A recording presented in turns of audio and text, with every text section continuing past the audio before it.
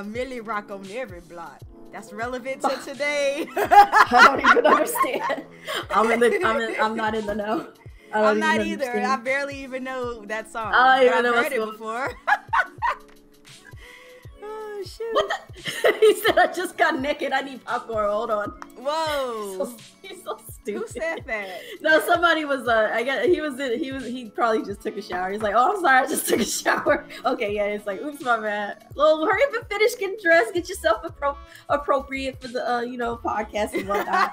Go grab your chicken, your popcorn, and your Kool-Aid. I took that from Gamer 23. Shout outs to him. He know who he is. He's awesome. I like watching his channel. Yeah, he's pretty cool. Man. He's a funny dude. He be keeping me laughing on Twitter for sure. I'll say that much. But so we're just gonna kind of say hello everybody. We're here and kind of introduce ourselves again and kind of talk about the stuff that we've been doing for the week. So I'm gonna let Nia go ahead and explain to us what she's been playing on, if at all, what she's been doing for her week. How you been doing? How you living? You alive? Well, I'm barely alive, but I'm here though. Yay! So I have had a chance to get a little bit of gaming in this week, surprisingly. But I've been making poor choices. I shouldn't have been gaming when I should have been doing other stuff. But you should have been doing something. Mm-hmm. Sometimes you just need that time to decompress and just deal with the consequences later. So yeah. So I picked up this little chill game, and I don't really play these kind of games, so I'm actually really surprised that it has captured me to this extent. Yeah. But I picked up this little chill game called Yonder, the Crowd Conquer. Oh yeah, I wanted to play that. How is it? It's good. Like it's one of those super chill games where you're questing and there's no enemies, so you're not fighting anything. It's all about the experience of the atmosphere of the world and questing and helping people and trying to basically heal the land. So it's one of those like chill games. And it's really been helping me decompress this week because y'all know teacher life, # teacher life. Yeah, you can't be dealing with all that extra. I know, sometimes I just need a brain break, and this has been like the perfect game for a brain break. So that's pretty much all I've been playing. I'm actually really surprised that I'm liking it as much as I am. It's currently on sale on the eShop for like $23 or something like that. I think it's originally like $25 or something like that, so just a couple dollars off. But it's pretty good, man. I like it. It's super chill, super gorgeous looking game. It runs good on the Switch, which is pretty surprising because it is a huge world. So yeah, man, that's all I've been playing, really. All right, I'm gonna have to check that game out because I've been wanting to check it out, but I wasn't sure. Been looking for a chill game. Yeah, and I'm like feeling like maybe that's the one I should have gotten or whatever. It was either that one or Little Dragon's Cafe. Yeah. It's one of the two.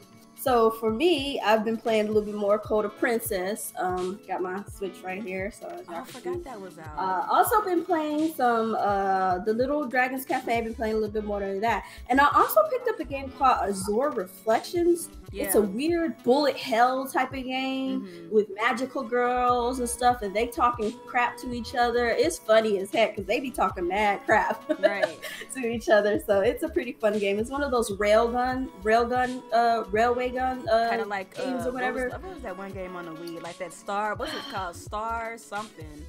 You know what I'm talking about? Not Star Fox. What was it called? Sin and Punishment Star Successor on the Wii. Yeah, kind of like that. It's similar, but actually, I would say it's not like it plays like that, but it's more it's like you're playing as magical girls, and they shoot out all this crazy like powers, magic and pellets and stuff, and whatever. But it's more like those games where they had the jets and stuff, and you would just shoot all the enemies, and they would have all these bullets everywhere. You're trying to like that Gradius game from back in the day. Yeah, those. Okay, that makes it's similar to that, but it's based around magical girls. Right. And then I was playing some game called Enchanting Mahjong Match, where you play Mahjong basically, but they kind of gave it a little spice, which is interesting. I got mad about it, so I stopped. Yeah. And then obviously I've been playing Arena of Valor, something that Miss Lynn has been talking about on. You been playing with Lynn? I haven't been playing with her yet. I'm gonna get around to that. I've just been kind of playing it by myself to kind of get a feel for it because it's a what do you call it? it's similar to like how Paragon is and League of Legends and all those games. Yeah. It's pretty much one of those type of games. Yeah. And I'm not really big on those games, so I want to first get used to the characters, see if I like it a little bit before I get invested and start joining, you know, clubs and guilds and stuff. Because I don't want to join stuff and then I'll be like, I don't like this game and then bounce. Right. I'm not gonna lie, man. I tried that game out when it was in beta, and I really wasn't digging it, man. I feel like I think they might have probably cleaned it up now. They probably cleaned it up. Maybe, but I feel like with certain MOBAs, like like the way that they have like the camera kind of like determines whether or not I'm gonna play it. Like, you know what? I'm gonna tell you right now, those MOBA, the only MOBAs that I realized Paragon was the MOBA for me. Thank you for saying that. Yes. And I cannot play any other MOBA unless it's in the format of how Paragon did it, and it sucks that it's gone. I don't like top-down MOBAs. I don't like the top-down. It's really... I'm not a fan. Like Paragon, like you said, Paragon really did spoil me because it has the MOBA, which I don't mind the gameplay of the MOBA, but I don't like the top-down. I like kind of like I like to feel like I'm playing. I like the third person. Yeah, I like. And I like to look through the lanes, like you just mentioned. Like I didn't mean to take your spotlight. I know this is your turn. No, you're fine. You're fine. But yeah, go ahead. No, I'm just pointing. I'm just letting my chat and pointing to myself on the TV in the background. But the final game that I did play it's on the actual phone, and it's the new game by Nintendo called Dragalia Lost. And you know what? I like it. But you know what else? It pisses me off because you could tell that this game could have been a great game on a console. It could have been a great game on a console, how intricately put together it is. But you can also tell that obviously it is a cash grab because there is every which way to pay, to buy this, to buy that, to do this. But you could still level up pretty easily and stuff. You can co-op with friends and all this other, or strangers and stuff. And I've been doing fine. I've been leveling up just fine. Have no problems getting all the crystals and things that you need to get in certain currencies and stuff. There's only one currency I have yet to touch or see or even be able to get, and I click on a button and it says you can buy it. I'm like, but how can I? But I'm like, where can I get it in the game? That's the only currency I can't get, and I have yet to come to a point where I need to use it. I'm waiting because I know as soon as that currency is required for me to use, guess what's gonna happen? I'm uninstalling it because I know that's gonna be that's the main currency. I know it is, but I don't have any of it. I have a 0 on that one. I have currency of everything, but that's the only one I don't have currency of, and I haven't seen it pop up yet. So we'll see. We're gonna keep on going with the we're gonna keep on going stuff, man.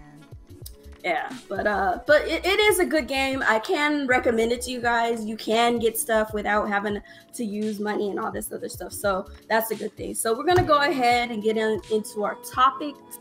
We're gonna kind of do like a lightning round type of thing. We're not gonna be spending too much time on some of these topics. They're just kind of stuff to give you news and whatnot. Yeah, I did like Zinx. She's pretty interesting on there. But my favorite hero probably for Paragon would probably be FaZe, and next in line would be Morgesh. If you saw me in the brush as an invisible Morgesh, you were dead because I didn't care about you. Moving on. That's just how I played. That's how it is then. That's how I played her. I always had her invisible, come out of the brush, mark you, bounce out the door, and kill you with her ultimate, and people hated it. Yeah. But so Sony has finally announced that they're gonna do crossplay. They're gonna do crossplay with Fortnite as a beta. They're launching their beta. Didn't they already launch it? Like I think it was yesterday or some other couple days ago, whatever. And they had an official statement on their website. I'm pretty sure many of you have already read it and seen what they said. But I'll just read a little excerpt here, and then we'll just kind of go back and forth and talk about what we feel about this. So, following a comprehensive evaluation process, Sony Interactive Entertainment has identified a path toward supporting cross-platform features for select third-party content. We recognize that PS4 players have been eagerly awaiting an update, and we appreciate the community's continued patience as we have navigated through this issue to find a solution. I'll just read this one part, and then we'll go on from there. The first step will be an open beta beginning today for Fortnite that will allow for cross-platform gameplay, progression, and commerce across PlayStation 4, Android, iOS, Nintendo Switch, Xbox One, Microsoft Windows, and Mac operating systems. We see the beta as an opportunity to conduct thorough testing that ensures cross-platform play is best on PlayStation, while being mindful about the user experience from both a technical and social perspective. So there's more stuff here, don't really care, it's just a lot of PR fluff. But from what they're saying, they're going to do a beta on their crossplay, as if we don't know that they have, all they had to do is just tell the guys over at Epic to turn it on, because they already had it on once before by accident. Yes. Awesome dummies. Y'all over here playing with us like we just stupid. We know you could do it. We been know you could do it. That's why we've been putting up a fuss. We've been putting up a fuss because we knew you could do it. And you had some smarmy remarks back in the day talking about, oh, well, it's the best place to play is on PlayStation. You know what really happened? There is this underground movement of people who literally deleted their accounts from PlayStation and went straight to go make a new account and went to Xbox and went to Xbox PC and Nintendo. That's what happened. Yep. There's a lot of people who just was like, well, you know what? I can't do nothing about it, so I'm out. And they started over. Yeah, that's crazy. I mean, like, I feel like, were you done giving your thoughts before I go on? Oh, yeah, go ahead. I feel like in this particular situation, I think that in this situation, I feel like gamers won. Well, let me back up, because I want to make sure that I'm being clear. Like, I understand that there's like a lot of, for whatever reason, I don't understand why, but for whatever reason, there's a lot of passionate thoughts about crossplay. I feel like a crossplay is either you do it or you don't, but it doesn't hurt anybody if you do it. That's my thought process behind it. That's how I felt about it. It's an option. It's an option. And what's wrong with having an extra option? It gives your consumers and your player base an option. Like, I don't really see it as like this big, huge deal. It's not the end of the world if you add it, but if at the same time, it's like, I'm not going to beat down Sony's doors and tell them to add it. It's kind of like, you know, if people want it. I just had one thing that I wanted to throw out. Yeah. I just wanted to say one thing. So my thing was like, I did want the crossplay, sure. Yeah. But I was more about on the lines of the cross progression, because if I play on one platform and I want to take some, you know, and take my platform on the go on the Switch, or if I'm playing at a friend's house or somewhere else, I just wanted to be able to bring over my you know, my progress. That was more what I wanted, was the cross progression. Crossplay is like whatever to me. But cross progression, you shouldn't be sitting up here making us have, you know, holding us hostage. So that was my concern about it. So this a win for at least the cross progression. I feel like it's a win, because think about the amount of money that some people actually pour into Fortnite. Like, you know, I don't put any money into the game. There's a lot of people who do pour money into the game, and it would be awesome to be able to get on whatever platform that you have and have it with you at all times. You know what I'm saying? Yeah. But as far as the whole crossplay thing itself, I'm glad that Sony made this move.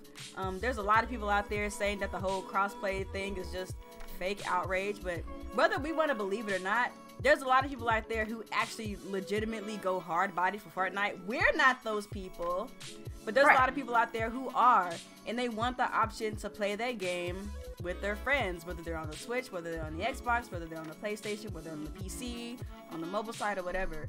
So I think that, you know, when we look at situations like this, we have to remember, like, people do care about this stuff, so it doesn't make sense to, like, try to act against it. Like, it doesn't hurt anybody to have crossplay. Anyway, I'm glad Sony finally did it. Hopefully, this starts to bleed over into other games like Rainbow Six and Street Fighter and, you know, things of that nature. Yeah. It doesn't hurt anybody to have crossplay. I'm glad they did it. It makes sense. Like, it was just, my thing with it was just like, it was like the whole with Sony acting like they couldn't do it type of deal. That was what was irritating me. It's like, we know you can do it. It already been done. It was an accident. They had to turn it off. We know you can do it. You just refuse to do it because you claim it's better to play on your platform when really it isn't. I mean, and I the get better it. place. Right. And I get it. And I understand like, their stance. Yeah. I understand they want to keep their ecosystem. I understand absolutely. everybody understands that. And I don't sit up here and pretend like gamers are as stupid as they want to pretend to be. Trolls or whatever, but real gamers, like, we're smart. We understand what the PR is all about. The thing is like, for most people, the outrage was really cross progression. Right. But the narrative was stuff. Yeah, but the narrative got focused on crossplay, and it was like, who cares about crossplay? Right. If I don't really care if I can play over here or over there, but if I can take my let me take my stuff with me, that'd be great. Right, because remember when Fortnite, like, this became a big deal when Fortnite came to the Switch. And a lot of people forget this, but PlayStation and Nintendo fans, we cross over heavy. Yeah, so that was a big blow. Yeah, like a lot of people who play PlayStation and a lot of people who play Nintendo, like we usually like the same stuff. We cross paths a lot. So when people were downloading Fortnite on the Switch, and they weren't able to sign in with their PlayStation network account, that was a problem, because they're like, you telling me I gotta start all the way over when I'm this level and I've done all this stuff? That was really the big deal. That was what people mostly were mad about. But then it was the progression. They didn't really care about actually playing with people over on Switch, because you saw them switch over to the Switch. You sign in and stuff just because they just wanted to see if they could go on, play it on the go. And then if they're at home, I'm pretty sure they're gonna play on the PS4, because let's be honest, it's better on the 4 than it is on the Switch. But it's better on PC than it is on anything else. Absolutely. But I think but we already know what the deal was. So. I think this is a good move. Right. I think the big deal was, like you said, the cross progression, but then the cross play kind of came into it when they started, because like I was saying, I didn't get to finish my point. But a lot, it's not you, it's my brain is all over the place right now. But a lot of Switch people and a lot of PlayStation people cross paths often. So there's a lot of Nintendo people who want to play with their PlayStation friends, and a lot of PlayStation friends who want to play with their Nintendo friends. And that's also another reason why the crossplay thing started to become a conversation, in conjunction with not being able to take your stuff with you from the PlayStation to the Switch. So a lot of people forget that Switch people and Nintendo people, like, we're basically cousins in this gaming thing. I mean, pretty much. Basically. I mean, remember the little, kerfuffle that happened to PlayStation and Nintendo? It's never been away, because put it like this. I'm just gonna say this real quick and we'll go to the next topic. Most of the people who played on Nintendo, who were looking for something a little bit more from Nintendo, ended up moving to PlayStation, because PlayStation provided what Nintendo did not. Simple as that. And they still love Nintendo for the stuff that they do provide, but they prefer PlayStation for the stuff that Nintendo just isn't giving them. Right. Simple as that. I have a PlayStation right here. I have a Switch right here. Don't got an Xbox because I got rid of it for reasons obvious. It just doesn't have anything that I want right now. But when it does, I will go back and get one. I have a PC, so I have the Triforce right here. Yeah. And you telling me I can't take my progression from one game to each of these platforms because you want to be stubborn? What? Like, that's all I care about. I don't care about the crossplay, because you're going to have certain advantages on certain platforms and others. Like, let's be honest, if Switch is playing against Xbox, PlayStation, PC, you are at a fairly big disadvantage, because of the platform you're playing on is not as superior as the others. It just isn't. No, but if you're playing, really. It's not as bad. In the beginning, it's not bad. It was. Yeah, in the beginning it was. But I'm just saying, you got people who are playing on keyboard and mouse, and you got people who are playing. If you're playing against people on PC, then you're getting bodied. And then that's what I'm saying. So you're getting bodied. So why would you want to play against people who have a big advantage against you? Is all I'm saying. So it is what it is. But hey, we get it. So I guess we could go to the next topic, unless you got anything else you want to add to that. I think we touched, because we've talked about this before, so people so we good. Yeah, we just kind of wanted to go back over it for you guys. So PSX 2018 is not happening this year, y'all.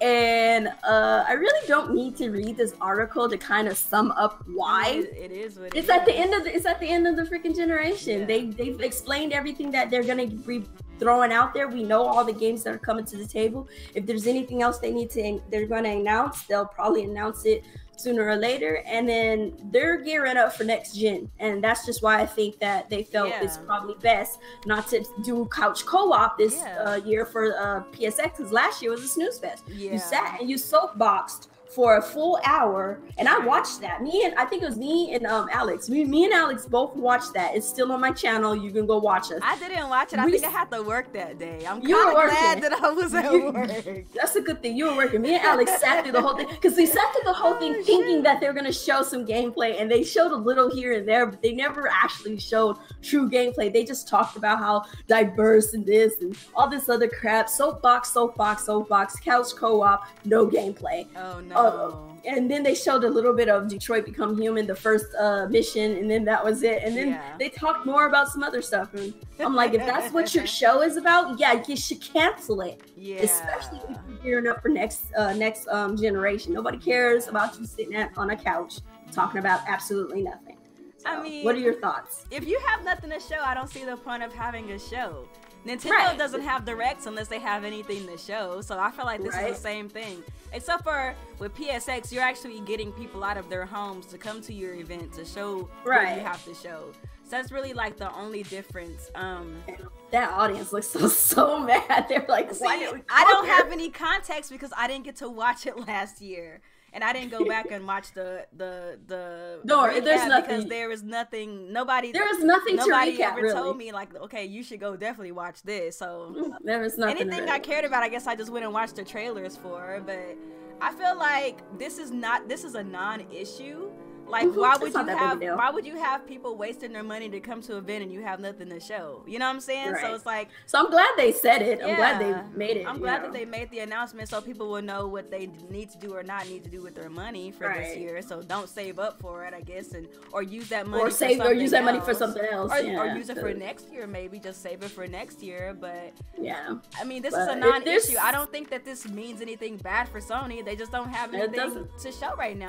When they have something. I think I'm just one of the few gamers these days who just understands that these gaming companies, whenever they got something to show, they will tell us. But we live in the information age, we live in the internet age, and people want immediate gratification. They want news every day, and I'm just like, all the time. If they got something to show, they'll show it. You know what I'm saying? And it's like, it is what it is. Unless you're like... I just want to say this, like, and then you got the people out there who think that because when they say that they canceled the show because there's nothing to show, that suddenly it's the house is burning down and all this. It's like, no, y'all don't chill. Like, chill, like, stop with the whole fanboy war. Like, we don't know how to chill. You finally got Crossplay and y'all still doing the freaking console war. Stop it. Sony just doesn't have anything because they've already told us everything they have. We're almost going into next gen. Are you really that stupid and don't see? We're at the end of the gen already, so. Okay. We're at the end of the gen. We're at the end of the gen, so obviously they're pretty much throwing all their cards on the table and they're shifting their priorities to other stuff. Yeah, so that's all. It ain't doom and gloom. Ain't nobody losing nothing. It's just, hey, they need the manpower to be elsewhere, and wasting time and energy showing nothing at a PlayStation experience is just a lot of money wasted, a lot of manpower wasted, and time and energy that could be used for other things. That's all it is. Exactly. So, it is what anything it is, else man. You got on that? I mean, it is what it is. Like, they'll come back when they got stuff to show. It just is what it is. It just is what it is. It's a non-factor. So apparently Phil Spencer announced keyboard and mouse on the Xbox consoles. So they're gearing up to be full-blown PC, you guys. Basically. You excited for that? No, because I'm still going to play my PC. I'm still going to play on my PC. I'm sorry. Especially if Halo Infinite comes to the PC, I don't have a reason to get an Xbox anymore. I'll still be supporting Microsoft games. I just won't need an Xbox. You just won't need an Xbox, so it's whatever. I'm already doing keyboard and mouse with Xbox games right now, so it's like, okay. It's whatever.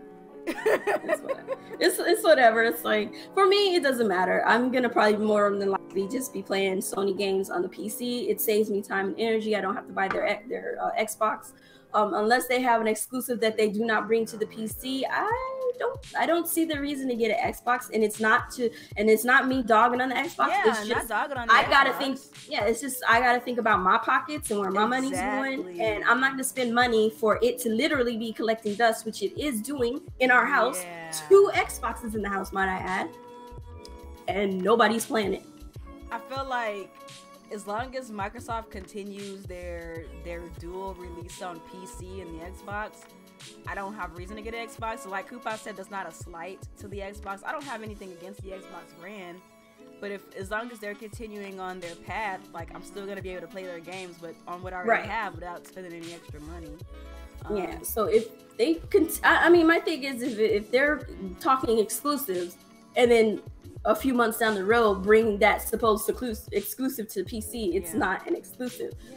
It literally has to be stuck on the Xbox where I can't get it anywhere else. It can't come out months later down the road and all that dumbness. Exactly. And it can, or years or anything. It just needs to constantly be on that console. And if it's not, like I'm just gonna wait. Yeah. Like for example, like Sunset Overdrive didn't come to the PC. I got an Xbox for it. So if Xbox it still hasn't come to the PC. It still hasn't. But if Xbox has something that's on the Xbox and if I want to play it, I'll get it. But if it's gonna keep coming to the PC.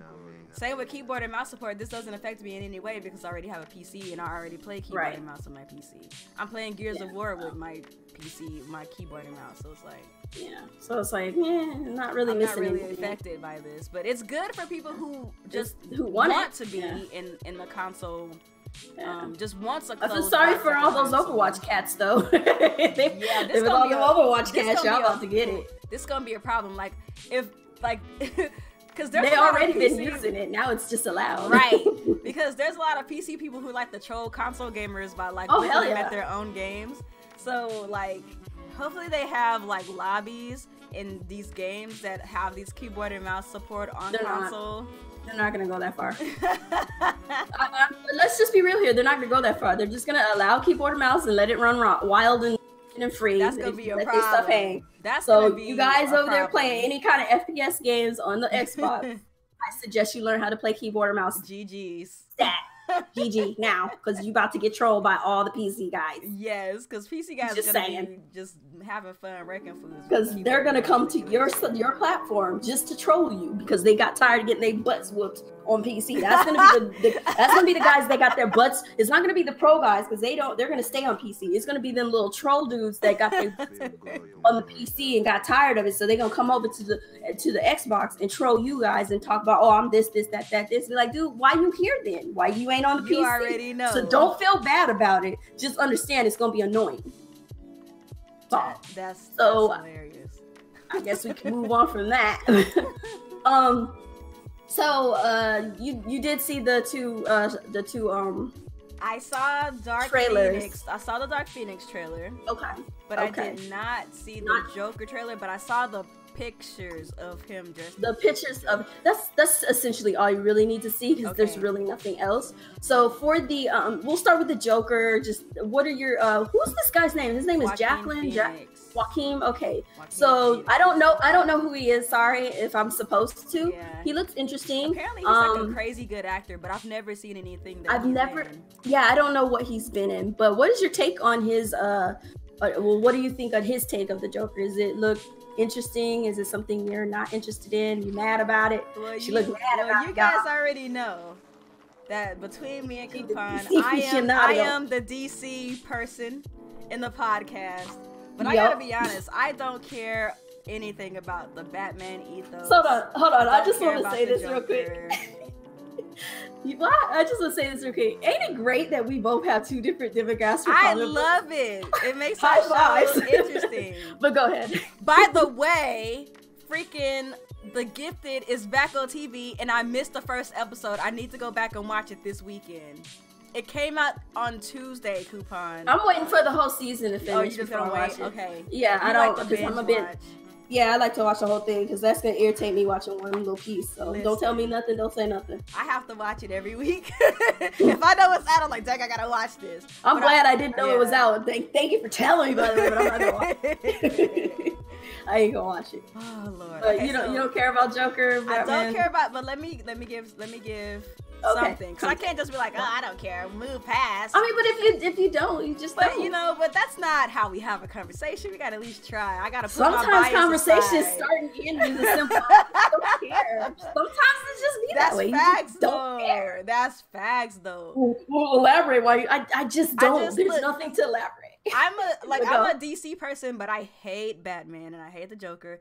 And the reason why is because I feel like DC goes out of their way to push them so hard. Like basically, Batman is like DC's that's all Mario. They know. It's like that's DC's Mario. It's like that's all they know. Batman and Joker. Batman I hate and Joker. that so much. So I'm not hyped for this, but I will say this to at least give some reverence and cadence and weight to the conversation. Okay. So I did see the pictures, and I thought it was interesting how, like, it looks like the route that they're going with this Joker is like a cross between Batman, what is it, 89? Batman 89's Joker, and kind of like a cross between like the Batman the animated series Joker. It's kind of like a cross between the two. One thing that I can say just in general about this movie, yes, Demigod, give us a Booster Gold and Blue Beetle movie, but whatever, anyway. So, I'm down for that. Yeah, I know who they are. And Blue Beetle, let's do this. Like, let's do it. Anyway, I got off task. They were supposed to be making one, by the way. I don't know what happened to that. They need to hurry up. Like, I might not be big in the DC universe, but I know about the heroes. So they don't know what they're doing in the movie space. That's all. People over here like, you don't know about DC. I do. I grew up reading their comic books too. Yeah. You just have a different like knowledge set. Yeah. Like, cause we both grew up with both characters. With both sides. I don't know as much on the Marvel side as you do. Yeah. And you don't know as much on the DC side as I do. But we both have some knowledge of the characters. But anyway, back to this Joker thing, because I don't want to waste too much time on this.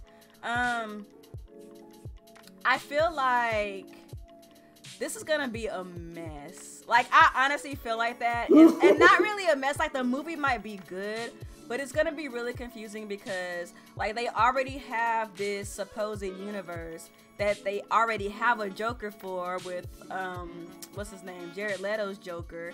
So it's like, is this gonna be confusing to the masses? Like, I understand that in comics, even in comics, we have, like, canon and then we have, like, Elseworld. So, like, if you're a comic book reader, like, you get this. But when you're a general watcher, like, how is that gonna fare with the general watcher? Because people have seen Suicide Squad. Even though Suicide Squad didn't get good ratings or reviews, a lot of people still enjoyed what they had to offer, and a lot of people did like the style and stuff. And a lot of people who aren't really like diehard comic book fans actually did like Jared Leto's Joker. So it's gonna be weird to see this movie when we technically already have a Joker in this movie universe. I don't know, it's just really weird. I don't get it.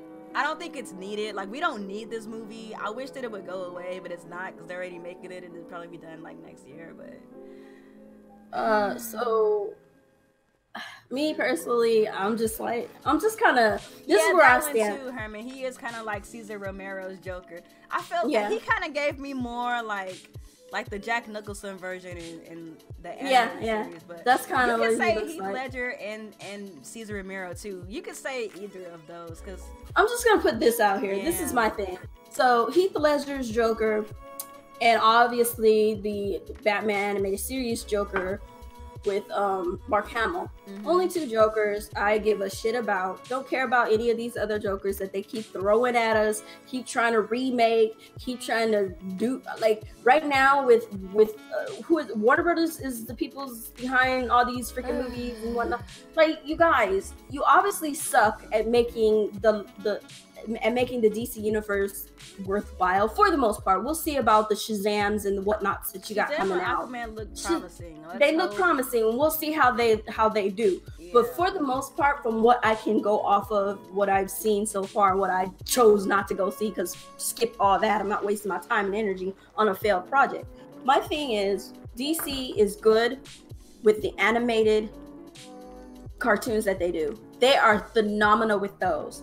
But even those are kind of dwindling, in my opinion. They've been phenomenal with those because they're so busy trying to spread themselves all over the place, trying to get the DC universe out there, and it's like, stick to one gun. Stick to your Young Justices. Stick to your Justice Leagues and your freaking Batman animated series type of deals. Stop trying to reinvent everything and work within what you know for the time being. I don't know. Maybe the drawing board, because y'all go back to the drawing board and read and just start with the stuff that you are good at. And some of their cartoon movies have been decent for the most part. Not all of them, but a good portion of them I like.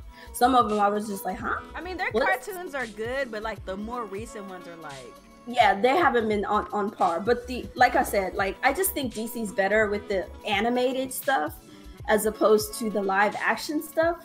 And like I said, I'm going to give Shazam and Aquaman and stuff I'm going to give them a chance because they look promising. But as far as this Joker, not feeling it. Not feeling it. We'll see what happens, but I'm not going to go to the movie to go see it.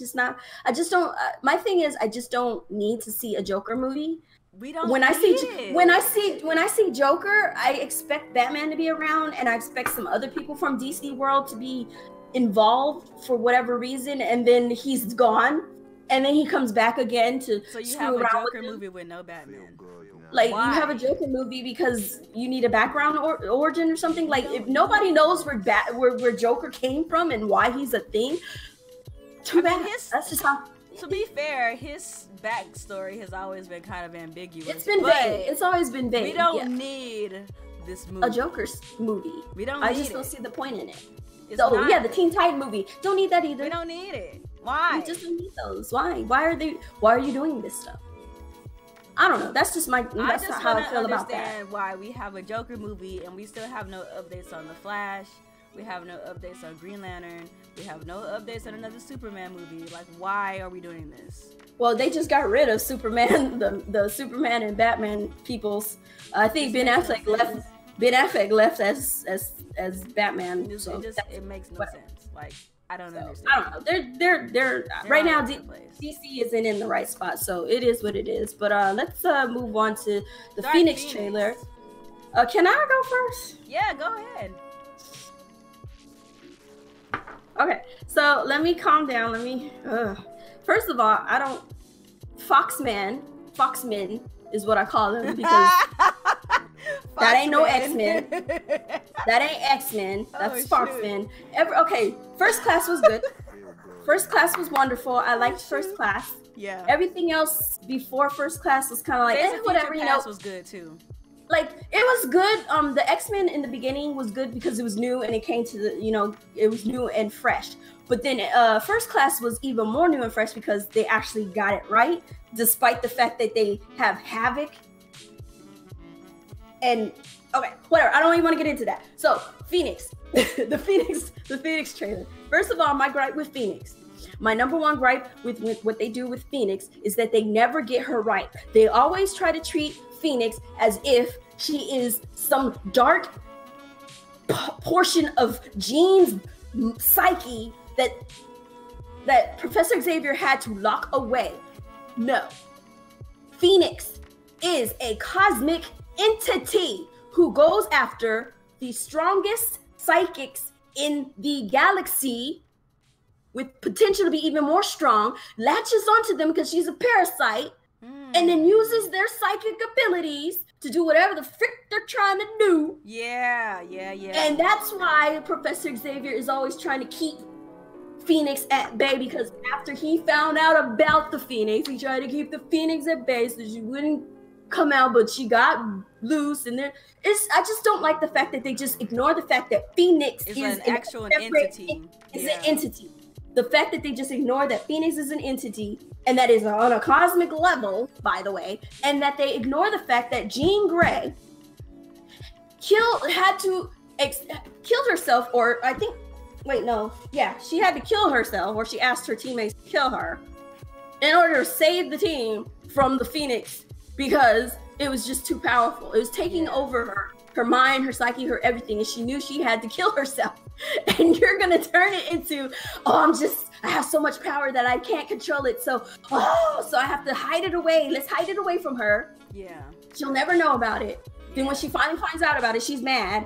And now she's become the Dark Phoenix because I'm mad about it. Yeah. Dad, you pissed me off. Yeah. That it just takes away from everything beautiful and great that the Phoenix Saga was. It was this long, drawn out, dramatic moment in comic book history. I read every last one of those books, and when that bitch died, it put tears in my eyes. And you mean to tell me you relegated it to some teeny bopper teenager with too much power to handle, and Professor being a freaking busybody in her brain? He doesn't do that. He's never been the kind of character to fuck with people's minds unless he talked to them first and asked them, did you want me to do something about it? He does not fuck with your brain without your consent. He's never been that. Yeah. And that's what pisses me off about these stupid things. Yeah. So I'm done. No, I'm not gonna watch it. I don't care about it. It's trash, and you can't make me think otherwise. What's your take? I saw the trailer, and I gotta be honest, I'm not impressed. So I don't know as much about the X-Men mythos as Coupon, because I didn't read the comics. One thing some questions that I did have though was, one, who's the costume designer? Because those X-Men costumes are garbage. They just never decide those. My thing is, X-Men have always had colorful and intricate costumes, and these dudes are just constantly in this black drab garb, like they're just tired and. I feel like the X-Men costumes in Deadpool look way better. That's how they normally look. So it's like, who? Like this, like it's like they had like some what do you call it? Like Gifted has better costumes. Yeah, like they had like blue suede, and then like an X made out of duct tape or something across their chest. Like, who designed these costumes? They took a page out of Starfire's costume. Yes, they are trash. Those costumes are trash. Second question I had is, where does this movie land in the timeline? When does this take place? We were just introduced to this version of Jean Grey in Apocalypse, where she barely had a part. So how do we go from, okay, you're introducing a new at the Jean end Grey, she unleashed the Phoenix. Like, we barely got to know her and she's already getting into her Phoenix form? How? She hasn't even had a No. We just met her. She's getting Dark Phoenix form. How? We haven't even got to see Phoenix. Like, if they had taken their time and actually tried to lead up to this over a couple of movies, I wouldn't be this confused. But I wouldn't be as mad either. Yeah, but as a person who's never read this storyline, you're giving me no background based on the trailer, because it is a trailer, but you've given me no background into how this entity is acquainted with Jean Grey. You've not even really truly given me the extent of Jean Grey's powers yet. You know, you showed me this little snippet at the end of Apocalypse, but we haven't had an opportunity to see that power being used on the force of good, as her being a part of the X-Men, and then it devolving into this situation with the entity that, you know, is a parasite. I could forgive the fact that they don't. Yeah. It's like, how are we supposed to connect ourselves to the story when you're not giving us anything? You're just kind of fast forwarding everything. You're kind of just like speaking along. Hey, it's the Dark Phoenix saga. We just met her in the last movie. We didn't get to see her even use her normal abilities, let alone her abilities as just Phoenix. Exactly. And now you expect me to believe she's suddenly Dark Phoenix and don't care about the X-Men and want to destroy the world with Magneto of all people, who technically was a good guy in the last. Technically, like he was just. He kind of had some common sense about himself. He had some. Like he had a moment where they killed his family. He was like, "Well, fuck the world, let's destroy it." You know, with Apocalypse. Then he thought about it, and you still haven't even explained to him that he got a son right there standing in front of him called Quicksilver. Might I add? That's wild. Like, I don't understand how they're going about this already. And then, like I said, they're still trying to introduce her as Dark Phoenix, which is like they're still disregarding the fact that the Phoenix is entity. So in the movie, it's not even an entity. Just her inner being is so powerful that she can't control it, and Professor Xavier goes against everything he has ever been to fiddle around in her skull and put that big bad not entity but big bad energy and power and whatever potential back away, so she can slowly learn how to use her powers, which we're not going to see, by the way. Which you just said, we're not going to see her slowly learn to lose her power or use her powers. You did this hex on her so she wouldn't have all this extra strength, so she can learn to use her powers regularly and then gradually be able to use this more powerful version of her abilities. But we're supposed to believe that somehow whatever voodoo you put on her head broke because you're just that mediocre in your ability. The strongest psychopath in the world cannot keep a young girl's powers in check. Now, I'm not one of those kind of people that's like a comic book purist. Like, everything doesn't have to be 100% to the and it doesn't have to be. But based on the trailer, based on what you're saying, it seems like they really watered down this storyline. Like my thing is even if they don't, I mean, let's just take the whole entity thing out. It's fine. It's whatever. But he's Professor Xavier has always been a pacifist type of character who doesn't like to use his powers in an overzealous way.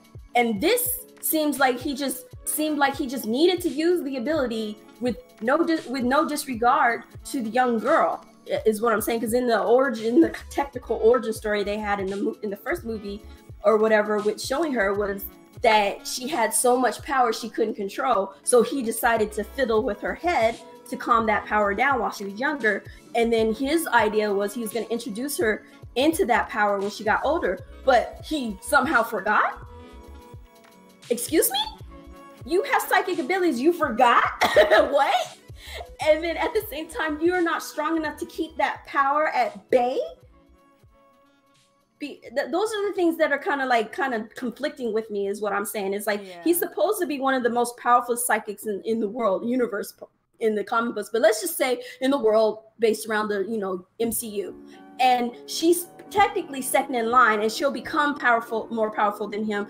Obviously, we can figure that out. But right now she's not, and she's just a little girl, and you just met her, and you feel like, oh, maybe she needs to have this power put on hold so she can form into, so she can have a normal kind of life, get used to her powers and all that stuff at your school. And then later on, I'm going to explain to you, hey, I had to do this to your abilities. We're going to slowly unlock some of your abilities and let you get used to it over time. But through the trailer, it makes me seem like you don't know how to use you're fiddling with an innocent girl's crazy. It just seems like in the trailer, you're fiddling with her abilities without her consent. Obviously, she was little, so she couldn't consent to it. I understand that. But she gets older, and you decided not to tell her. And then she's starting to go crazy because she doesn't know what to do with these abilities that are flowing out of her, and you don't explain to her how to do it. You are the only other psychic she can talk to for the most part, until they introduce White Queen, which I think is going to show up in there. I think I saw her. I'm not sure. I can't tell because she's some white-haired chick that isn't Storm. And White Queen, and White Queen in the new Storm is just whatever. She's wag, man. My thing is, I'm still a little mad that they still are making Storm this background black chick. She's a background character. She's just a background character, and I'm sorry to tell you, but Storm has been a leader of the X-Men, along with Cyclops, along with freaking Wolverine, and many freaking others, even White Queen, who used to be an enemy. Like this background character. But she's just this background character who just dances and sings. Hello. My camera just said fucking. She just reminds me of a background character. My camera doesn't agree with how Storm is my camera's like, no. So I don't know. It's just, that's all I got. My thing is, even if you're not gonna follow, you don't have to follow the comic book word for word. That's not how I am. I'm definitely open to new storylines and new special things, but the Phoenix Saga is one of them where you really should have followed the comic book because of the story is so good. Yeah, it's just so good. You really should have followed the story in that one. But we just got introduced to this chick. You want to do a new take on the story of the Phoenix, that's fine, but you're still going about it wrong because you make it you're making Xavier seem like he's an idiot. Yeah. Like he don't know what to do. One positive though that I can say about the trailer is that Cyclops, for the first time in all of the movies, actually looks like he's gonna do something this time, y'all. He actually he looked like he's okay. They gonna kill him. They gonna kill him. About to die. About to take off freaking head. Oh, Cyclops, you thought you could have me die. We ain't even got Wolverine in this one. Like I'm a little perturbed. You got little teeny buffer Storm in the background. Just ain't no goddess. Right? She just chilling, just like, forget the fact that she's supposed to be a goddess. This is the most casual Storm. The most casual I've ever seen. Ain't even got the mohawk on. She could have had the mohawk, all that other stuff. Storm has been through so many different characters. She's so casual. Storm has been through so many character changes and stuff throughout the comic book, and they just decided to turn her into one of the Gem and the Holograms type like deal. She's just one of the chicks in the background chilling, just with her guitar talking about, she's chilling in the back, like, okay, well, let me know when I gotta make some lightning come out. Lightning, but I shit you not, exactly what happens. She gonna do a couple little lightning storms, some wind, a little bit of rain, and we ain't gonna see nothing about her powers or her again. Watch, child, I tell you. They disrespect the Storm so hard, yo. But they gonna have Magneto in the front doing everything under the sun, and they gonna have this little Jean Grey chick because it's about me. But forget the little Black Goddess with the powers on akin to Jean Grey's as well, just not on a psychic level. She's casual Storm now. That's what it is. That's casual Storm. If they continue these movies, she's casual Storm. She's casual Storm, you guys. No, she's Aurora Monroe. She don't even get to be called Storm. She's just gonna be. I'm Aurora Monroe. Hi, how you doing? Yes, I have a regular person at this point. Like she's just a regular chick. That's just call her. She's just that regular chick. She's Jenny from the block. Yeah, I'm saying. She's basically Jenny from the block. But we gonna go ahead and you got anything else on that one? I'm done with it. We done with that. So we're gonna go to our major topic. You want to go ahead and just kind of breeze us into this because I don't understand what the whole deal is. So I'm gonna let. All right, so I'll give you the 411, okay? Give us the 411. I got you, okay? I got you. Okay. I missed that when they used to say that. So basically, this is pretty much the synopsis. I can't even talk. So this is basically the synopsis of what is going on these days. So this has been something that's been going on for a little while, but it just became a topic that I heard from my friends over at Mind of a Gamer podcast. Shout out to Persona, Leash Capiche, and the homie Demigod Reviews, because they were talking about this in their podcast this morning. And I was like, you know what? This has been something I've been kind of like thinking about every time it comes up too, but we just never had an opportunity to talk about it on Off Topic. So, to those of you guys who are not familiar with the person who created the Millie Rock dance, it's some rapper by the name of 2 Millie. He was interviewed by an entertainment website called Insider. So 2 Millie was talking to Insider about how his dance has become super popular in Fortnite, and he's had friends basically try to encourage him to sue Epic Games or try to get Epic Games to give him either some type of compensation or credit for his dance. So to those of you guys who are not familiar with Fortnite, there's a lot of popular or dances from popular culture in the game that they use as emotes and stuff like that.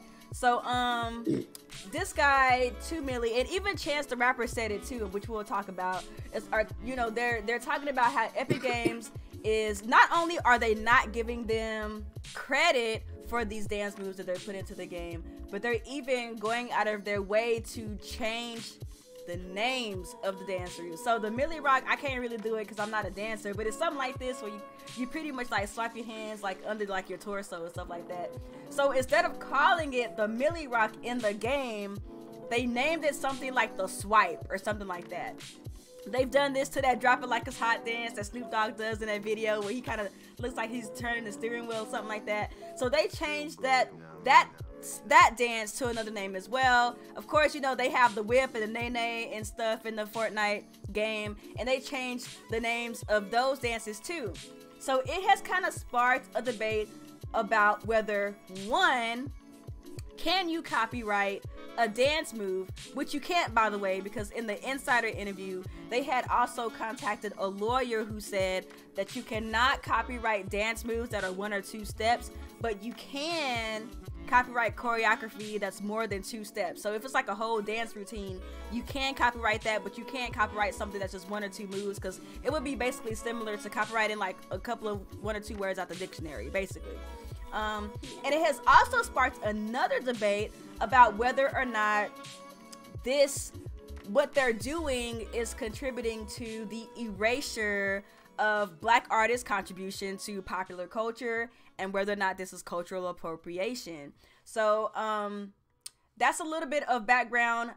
Speaking of Chance the Rapper, which I spoke about earlier when I started my dialogue, Chance the Rapper is saying, and he's making a stance about how Epic Games should be finding ways to compensate these dance creators by putting their songs, like a clip of their song, in the game. So when you go to Fortnite, you can click on your avatar and like test out the different emotes and dances that you get.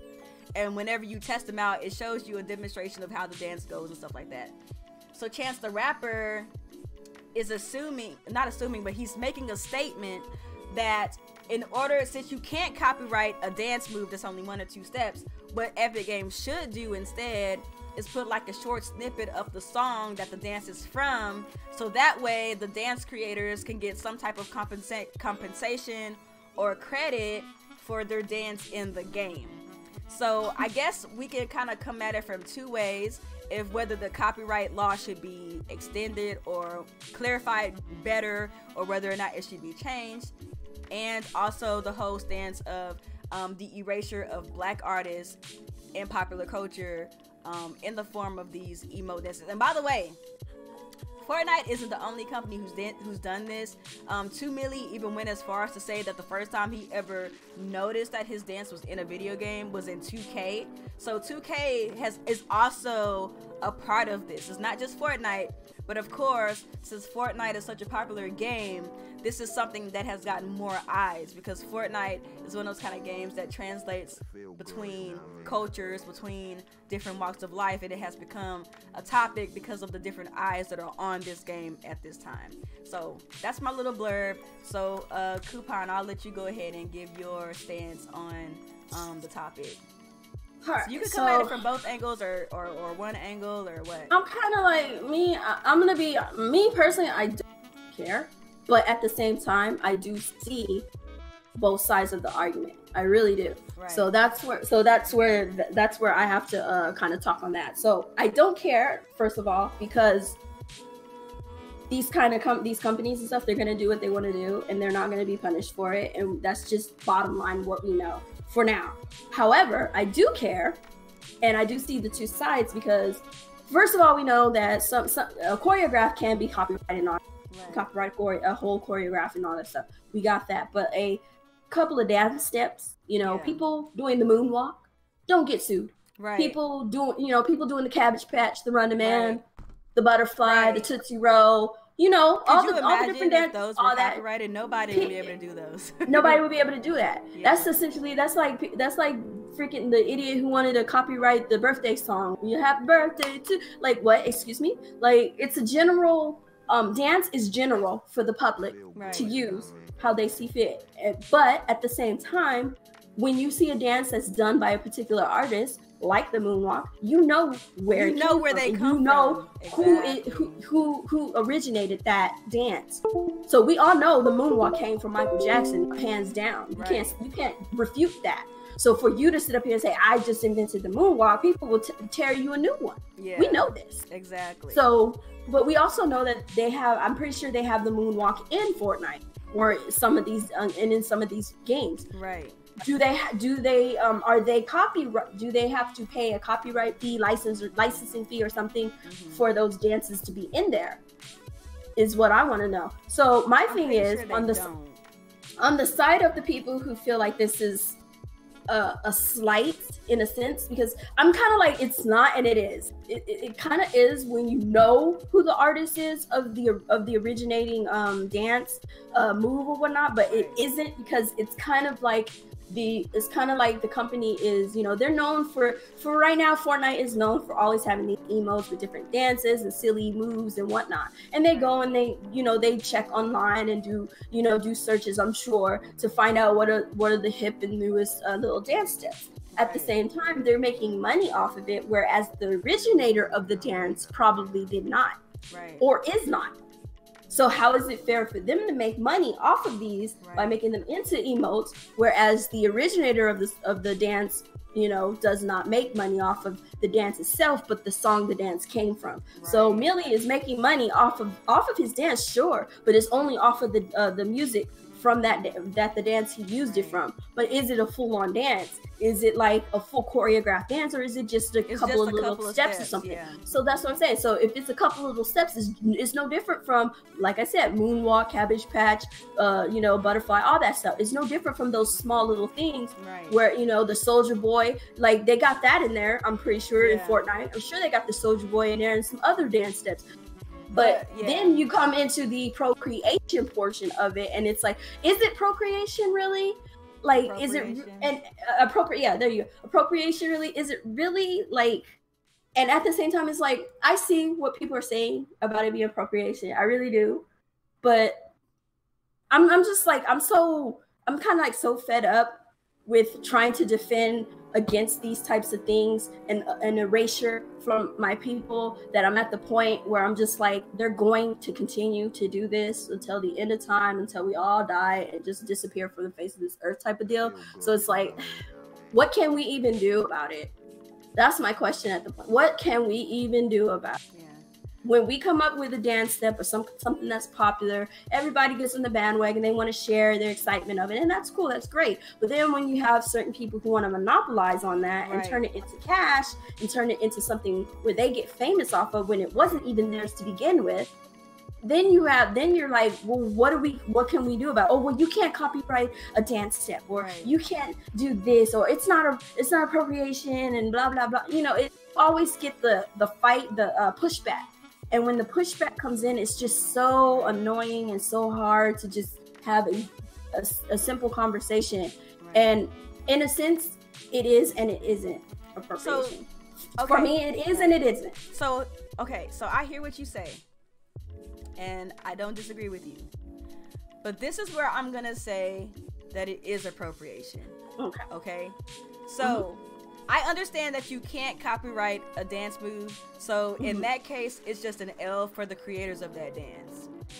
However, it's another thing altogether when they not only take your dance move and put it in your game, but it's a whole other thing altogether when they change the name of the dance, and then they're taking something and making it seem like they came up with it, when in actuality they got it from someone else. So that's when I would say it's appropriation. That's when I would say, even looking outside of the whole black thing, the fact that they're from black artists, it goes back to the whole, you can't take something from somebody else and then rename it to make it seem like you came up with it, like they did with the do-rag.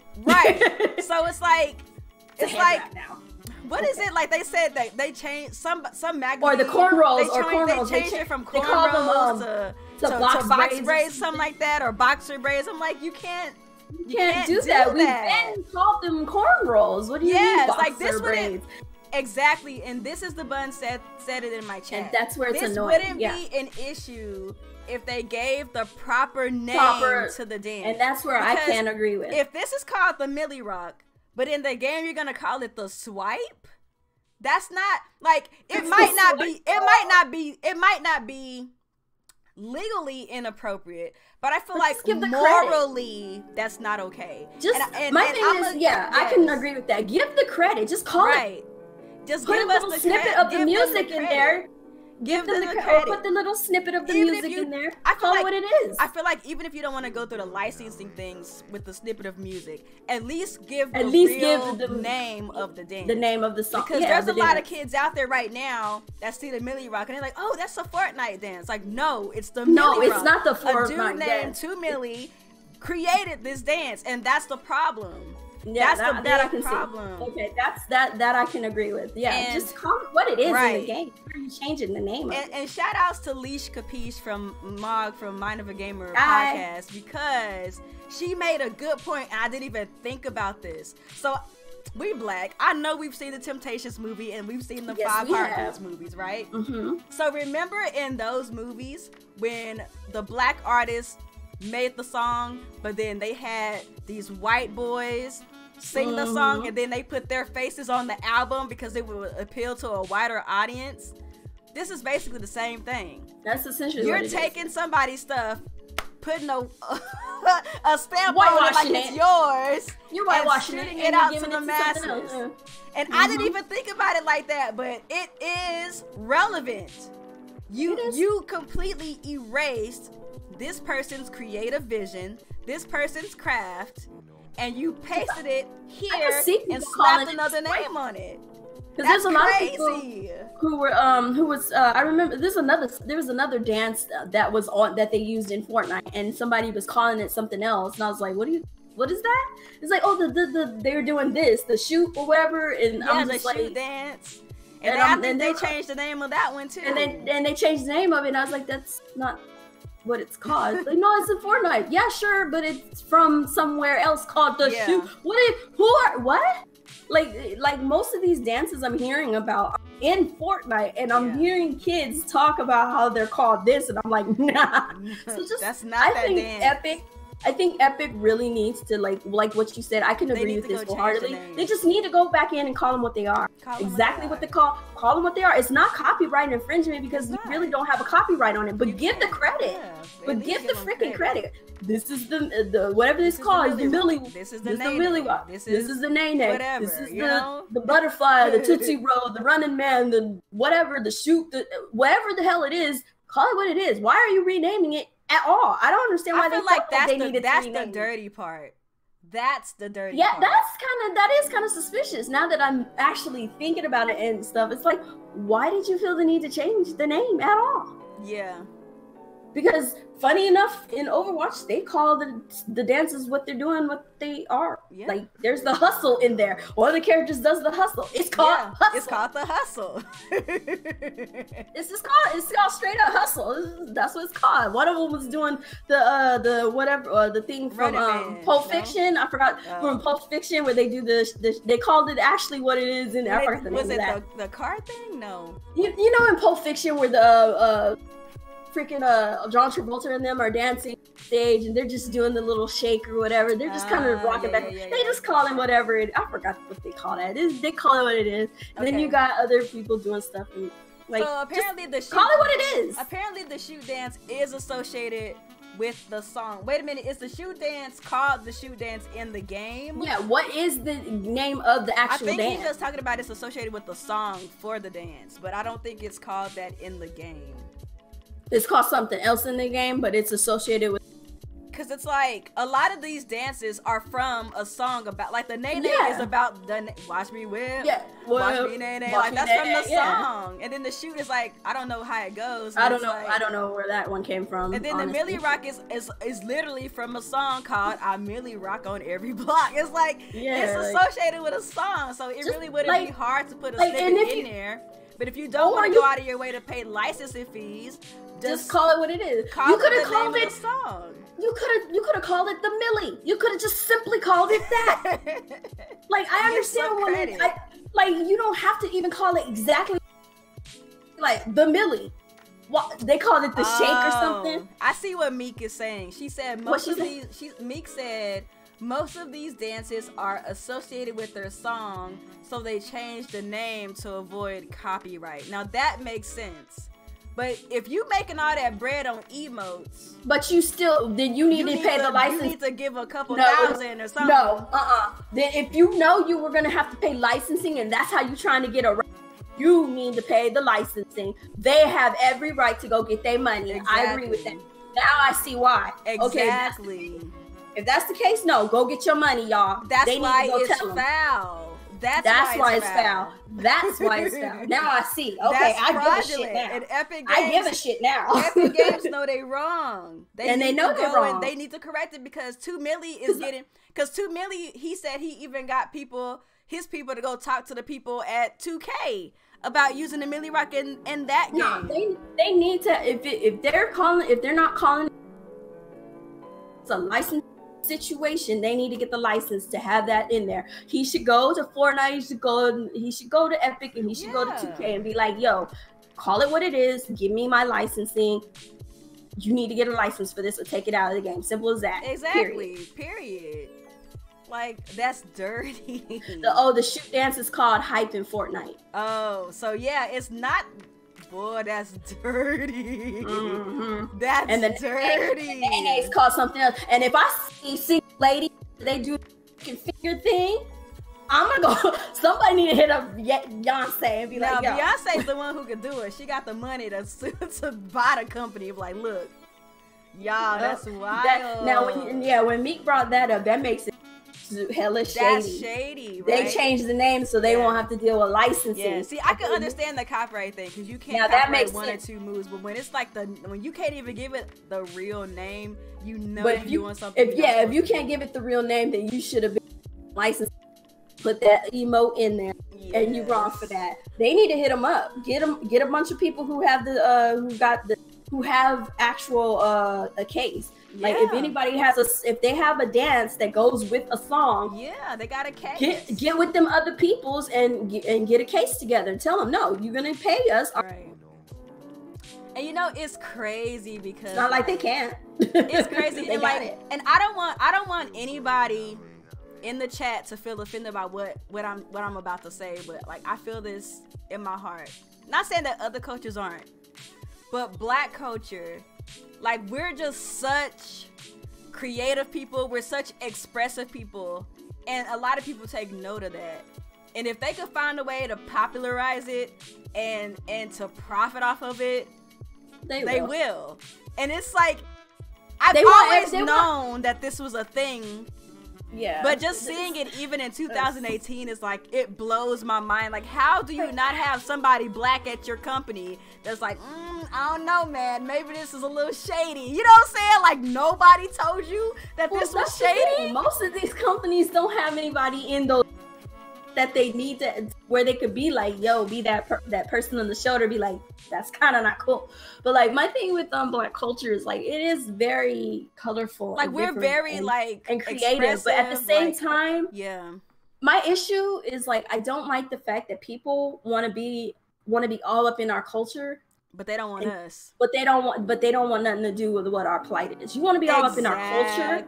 You want to express all the fun stuff that happens in our culture and be with us and be down with the girls and down with the boys. But when other people are trying to get down on us, you don't want to be there to help. Bounce. You like, you yeah, just we out, like you, your dance. We can't find you we no more. We gonna sit over here when you y'all know, get the shot party's down good. by the popo. Yeah, like the party's good and wonderful and everything, but when stuff hits the fan and the people are looking at us, the man is looking at us and blaming us and telling us that we did it when we didn't, and we didn't, but because you so damn scared, you keep your mouth shut and you allow everything that happens to us without speaking up. And I'm not saying that some of us didn't put ourselves in certain situations.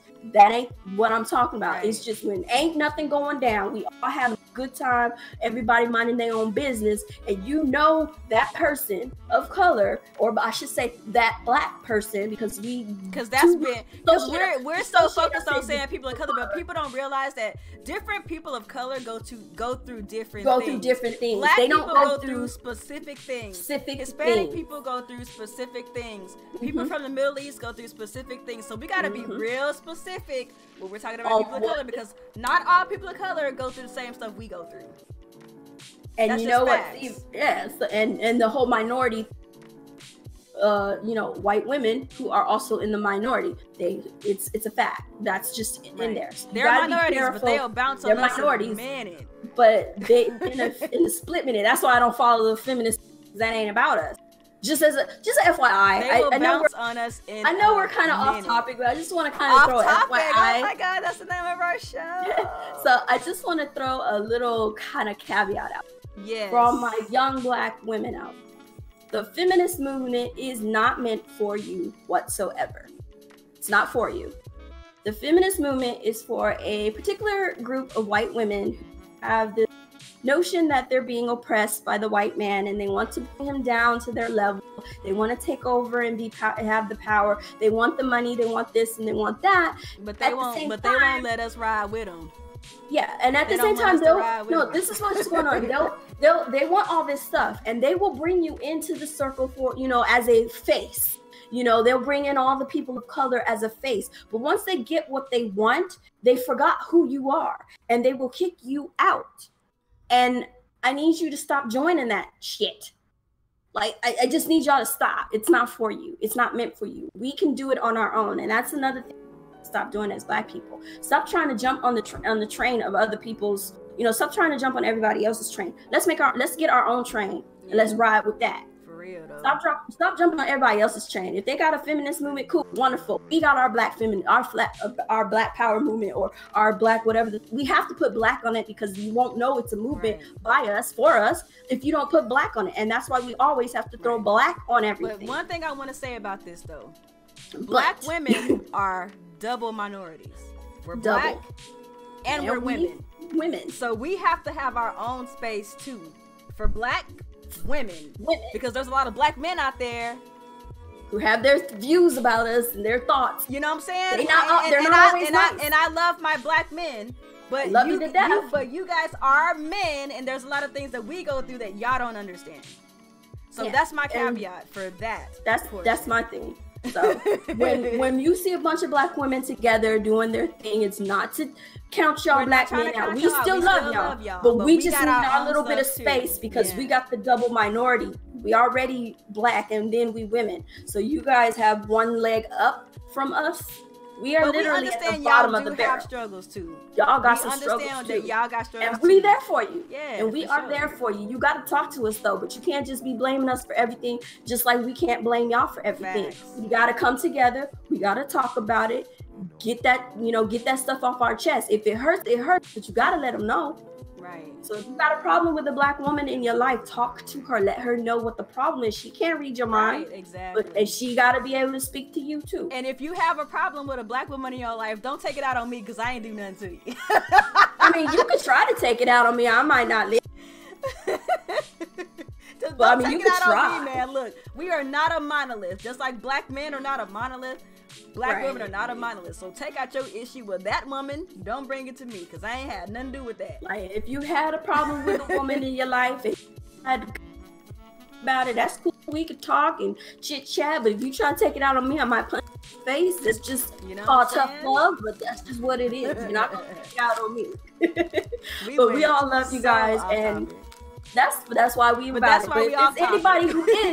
But if there's anybody in our chat who is not of color, which is Black, I should say. Yeah, if you're this is not to be offensive. This is not to be offensive.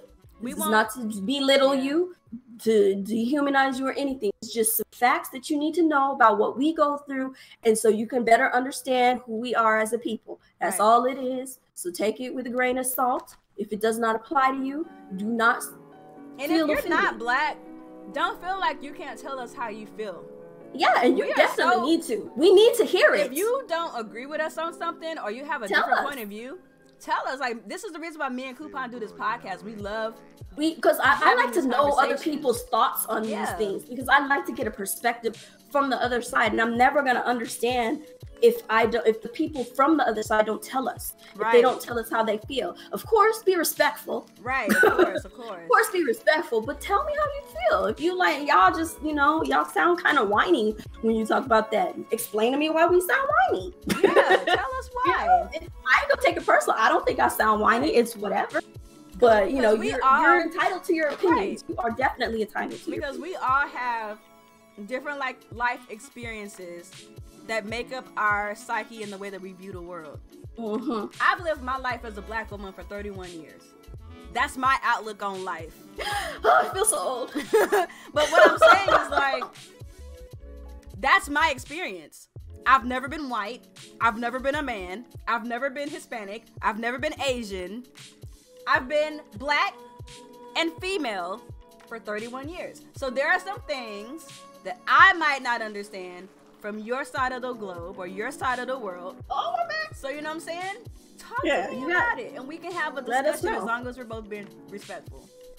Yeah. So whenever we come in and do these podcasts and we're talking about some topics and stuff, and you have a disagreement with us, by all means, stay respectful, but let us know what your disagreement is so we can chit chat with you and go back and forth. Because at the end of the road, we might actually come to some form of understanding. I'd rather understand you better than to be ignorant about you. Exactly. And that's what I think the problem is with a lot of people on the other side about us. I just feel like a lot of people are just ignorant of the situation, not in a rude way, but they just don't know. They don't. And until we show them and tell them and speak on it, and if you're really willing to receive what we're telling you and what we're trying to express to you, and you're really willing to receive the information and think about it logically, not emotionally, but logically, then maybe we might be able to come to some form of agreement, or we can just agree not to agree, and that's okay. And just off topic before we move on to questions. Off topic. In one of my trainings, y'all know I'm a teacher, and the person who does the teacher trainings for the whole district is ballsy. Okay, she's this white woman, but she woke. She's super woke. Super woke. But she made us do an exercise in one of our trainings. She said, "Okay, write down 5 stereotypes that you've been taught or have heard in your life." Nobody thought she was gonna actually make us share them. So everybody writing down their stereotypes. She said, "Okay, now find a partner and share your stereotypes." So of course a lot of people are like, "Oh Lord, I said this stuff about black people, I don't know." So I met up with this one girl, white lady. One of her stereotypes was she's always thought that black men were immature. She was so scared to share that with me because I'm black, obviously. Right. But when we talked about it, I could see the gears in her brain start to turn, and her thought process was changing. She started to realize, well, you know what? What I learned is wrong, and I should rethink about the way that I look at things. And that's not just even her. Even me being a black person, you could be black and a woman and still have negative stereotypes about people that are wrong. And I think that's one thing that people need to do more of. We need to realize, okay, what are our biases? What are our stereotypes? And how can we unlearn and unravel and unpack what we've learned and what we've witnessed and what we've observed to learn to be the truth? You know what I'm saying? What's up? So I also thought that for the longest about black men. I thought they were very immature for the longest, and I ran with that, and I would never date a black man while in my I swore off black men, just immature, wasn't worth my time. And I had a conversation with an actual black man, gentleman. He just sat down with me one day.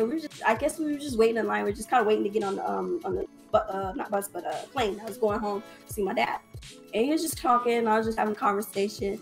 And I just kind of came out and said it. I was like, I just feel like a lot of black men are immature and just not worth my time. And he just kind of broke everything down, talked to me very cordially, explained why I probably felt that way. And it kind of put some wheels going. And I was like, okay, that makes sense. It's because I was dealing with a lot of immature black men. Simple. Exactly. And I saw a lot of stereotypes on TV, obviously, and media kept reiterating those things. And so I just assumed a lot more. I didn't think all of them were immature, trust me. But I felt like a good majority of them were. And I just was like, well, I can't waste my time. Yeah, I'm going to waste my time with that. So I eventually, started dating. You have to unlearn some stuff that you had learned. And that's a real thing. A thought process. That's a real thing. And a lot of people go through that. I would say everybody goes through it. We all As humans, we have this innate ability in our psyches, in our brains, to protect ourselves from things that we think will cause us harm. A lot of time, those things are different types of people, but sometimes different cultures, and a lot of that is warped by what we see, what we've heard, and what we may have observed in media, and in what we've experienced. For a long time, I thought, and this is my stereotype for the day, and this is a good conversation. I'm glad we had this conversation. I like this, yeah. For a long time, I always thought that all men, not just black, white, all men were naturally violent and unkind. So for a long time, I had this process that every time I saw a man, I would look down and make no eye contact because I was afraid that man was either going to try to be violent to me, that man was either going to try to be aggressively sexual with me. And that's something I had to unlearn through college and understand that you can't just judge people by their gender or by their race or whatever, because it's a very dangerous stereotype to have, because that's how we have situations where cops are shooting black people at a disproportionate rate because they have this bias in their brain that black people are innately violent and dangerous. So that's something I had to check myself for a long time ago, and something that I'm honestly still working with. I still work on not putting my head down when I see a man and not being afraid of them, because they're people just like I'm a person. You know what I'm saying? So I'm glad we had that conversation. That's a good conversation. I don't know how we got on that, but that's cool. It's cool. It's off topic, you know, so we just do this. This is what we do. It's not really an appropriate thing to say in my chat. Oh no. Legends. I'm not gonna read it out loud. Is that really? don't do that. Raider said that's crazy. You thought all men were Duke Nukem all the way to college. I'm not like that. That's what I'm saying, Rated. It's something I had to unlearn, because when you grow up, especially when you grow up as a woman, you hear all of these things about how men like to take advantage of women sexually, how men like to control women, how men like to overpower women and intimidate women. And when you hear things like that from other people and you observe it, it's essentially when you hear a lie of those stereotypes, and you have to unlearn those stereotypes when you're older and you know better. So when I became an adult, I started to really start thinking about, okay, so why do I feel like this? Why am I afraid of men? It's because my mom was abused by men, and I saw that and I observed that growing up in my life. You know what I'm saying? So like, you really have to think about why you feel like that and how can you unlearn those dangerous stereotypes and biases, because they can be dangerous. Imagine if I was a gun wielder and a random man passed by me at the store. I might get trigger happy. So you really have to unlearn a lot of those dangerous stereotypes. Like, you really have to, because it can get down to that point. Like, I'm not trying to be dramatic about it, but that's why a lot of violence happens unnecessarily, because we do have these biases in our brains. We do have these stereotypes that we think about certain people, and these misconceptions and things that we have about people.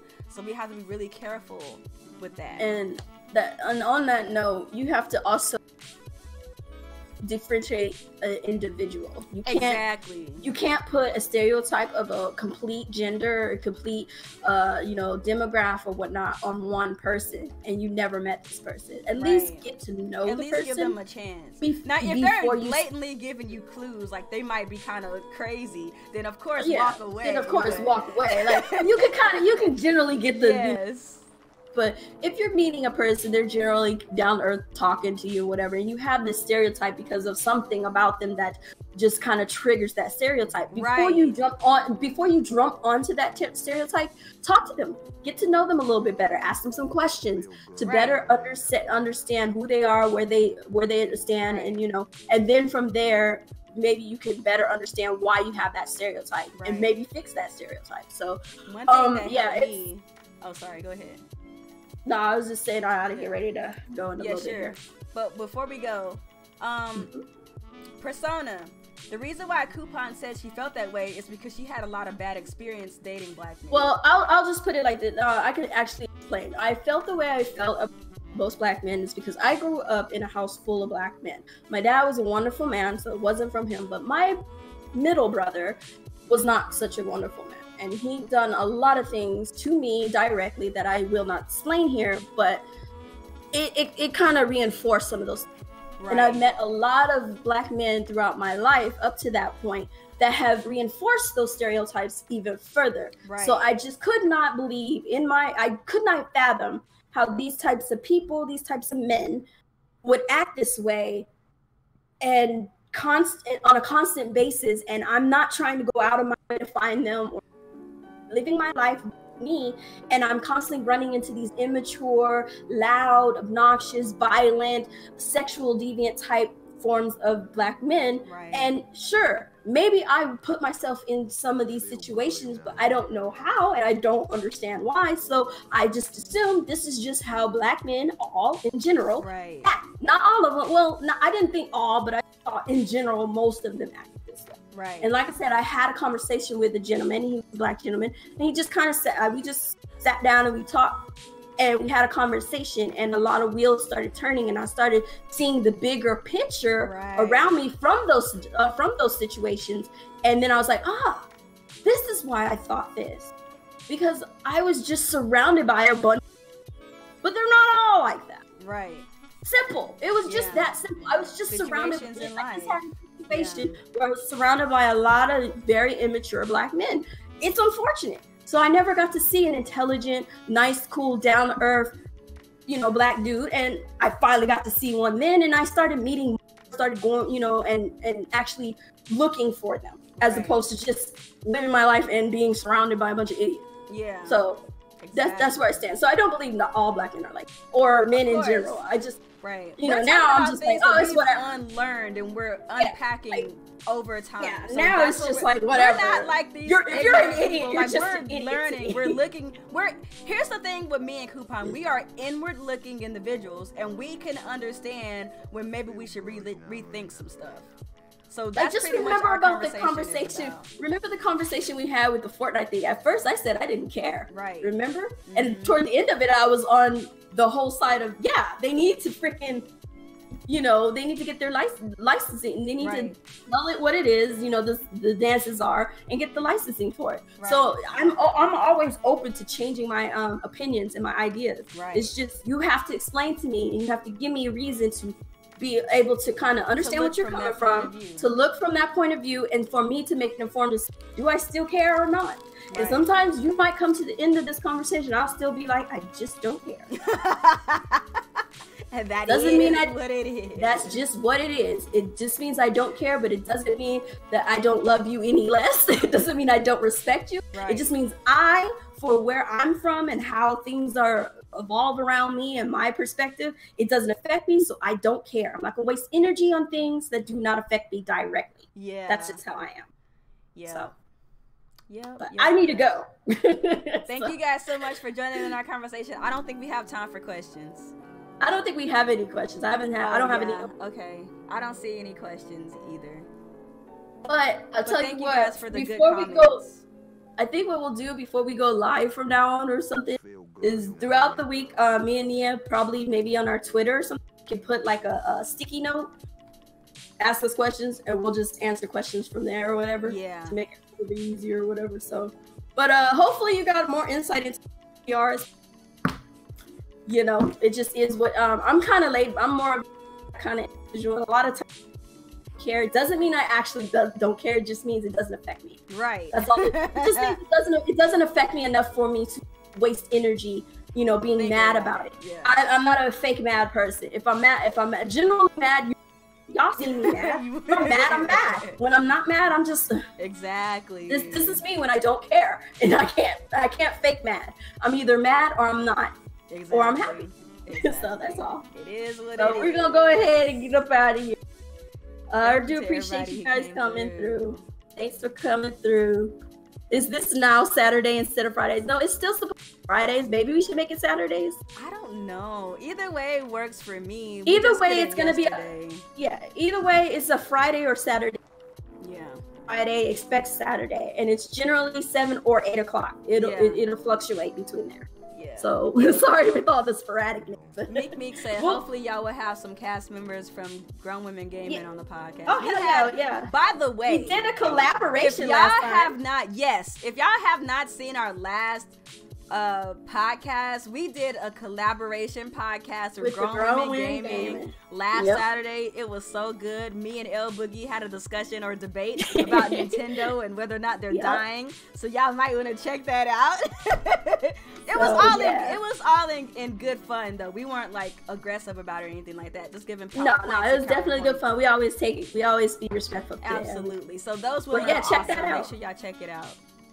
Yep, and don't forget to like and subscribe and share and get the word out. Let people know we out here. Yes. We are gonna start trying to get more people involved with the show. So at some point we'll start getting people to jump in and just have some special guests. We might have to get some men on here. Oh, we're definitely gonna get men. Don't worry, it's not just a woman thing. Some men on here. We'll get some dudes because we want to know their point of view of everything too. Absolutely. Because I have enough. But this is just for us because you don't hear enough of us females out here talking about whatever. Exactly.